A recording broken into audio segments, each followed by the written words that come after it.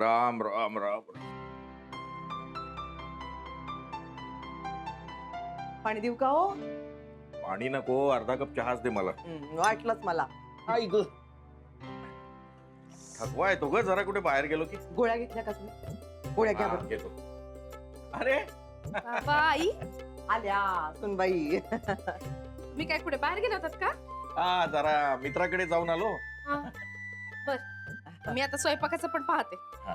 आता मला भूक लागली असेल, हे पण येतील आता. थांब बाई थांब. अगं राहू दे ना बाई, मी करते ना.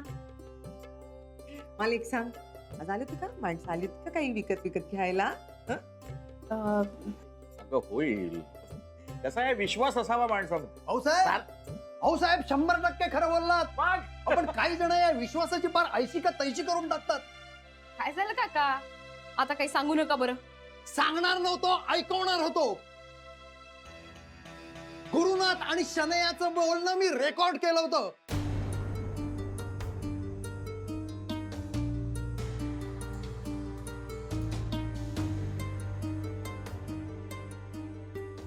याने उत्सव मूर्ती.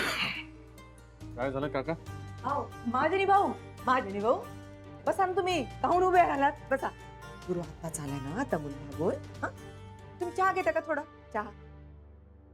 मला काहीही नकोय. काका तुम्ही बसा बरं, आपण ना गप्पा मारूया, साध्या गप्पा. अरे पण माझं कोणी ऐकूनच घेत नाहीये. आता काय नवीन सांगणार आहात? अरे निर्लज्ज माणसा, वर तोंड करून परत बोलतोयस. राधिका, आज दुपारी ह्याचं आणि त्या शहाणीचं दोघांचंही संभाषण मी या मोबाईल मध्ये रेकॉर्ड केलं होतं.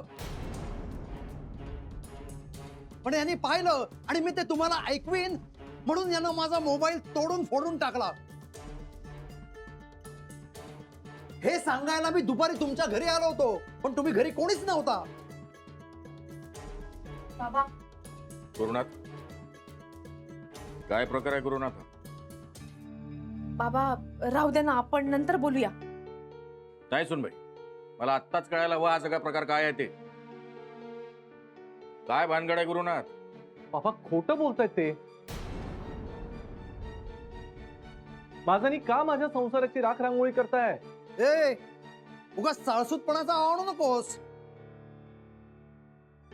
राधिका, आज दुपारी मी स्वतः या दोघांचं संभाषण रेकॉर्ड केलंय. आज दुपारी 2 वाजता हा ऑफिसच्या पार्किंग मध्ये शनयाशी बोलत होता. ही सारखी तक्रार करत होती. राधिकाला स्कूटर घेऊन दिली, मला गाडी पण नाही. आणि हा बच्चा बच्चा करत तिला मनवत होता.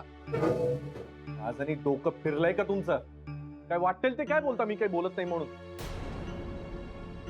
2 गोष्टी. पहिली, एक तर तुमच्या फोनशी खेळायला आणि तो फोडायला मी काय लहान मुलगा नाहीये. आणि दुसरं काय म्हणाला तुम्ही ते? लंच टाइम मध्ये आमच्या ऑफिस मध्ये आम्ही एकतर जेवत असतो आणि त्यानंतर कामं करतो. पार्किंग मध्ये फिरत नाही बसत. वाटेल ते बोलतायत. बरं ठीक आहे, माझ्यावर नाही ना विश्वास तुमचा. आनंदला विचारा. ये राधिका, ये आनंदला विचारा. म्हणजे काय तो खरं खोटं राधिका, लगेच तो होईल. विचारच. नाही नाही काका, मला काही गरज नाही वाटून राहिली. आव नको. नाही राधिका, थांब ना, आता विचारूयात ना. काय तो सोक्ष लावून टाकूया. हा एक बोल.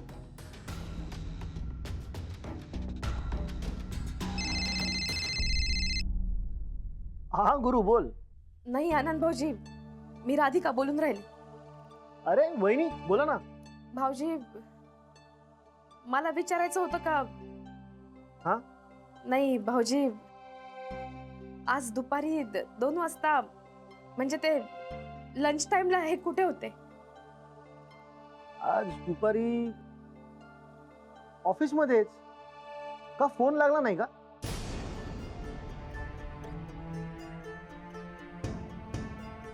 अरे हा, तो ना, तो वॉशरूमला गेला होता आणि तेव्हा बाहेरून कोणीतरी कडी लावून घेतली. नशीब मी गेलो तिथे, त्यांनी मला बोलवलं म्हणून मी ती कडी उघडली आणि तो बाहेर आला. त्यावेळेस जर तुम्ही फोन लावला असेल ना, म्हणून फोन लागला नसेल. हा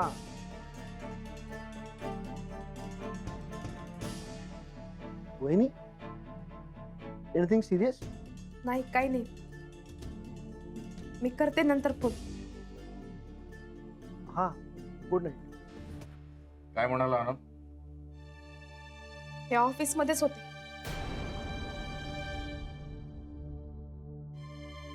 वॉशरूमला गेले होते तर कडी लागली बाहेरनं. आनंद भाऊजींनी यांना बाहेर काढलं.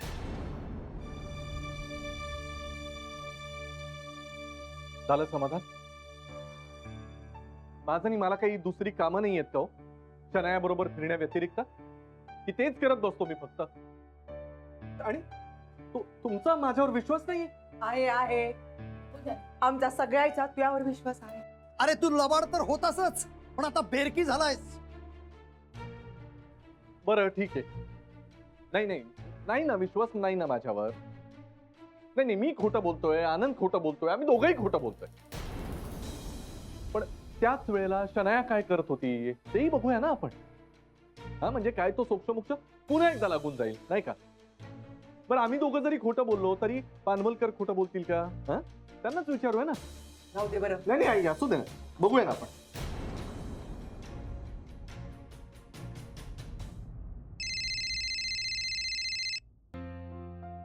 गुरुनाथ सुभेदार. हा पानवलकर, जरा विचारायचं होतं. लंच टाइमच्या वेळेला मिस शनाया कुठे होत्या? केबिन मध्येच होती.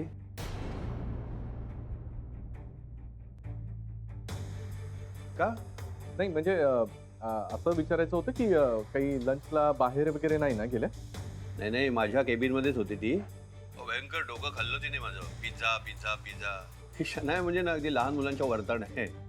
टिफिन आणला नव्हता, पिझ्झा मागून खाल्ला. नको नको करून टाकलं मला खरंच. पण सर असं का विचारताय तुम्ही? नाही सांगतो ना. नाही, नको. नाही सांगून टाकतो ना.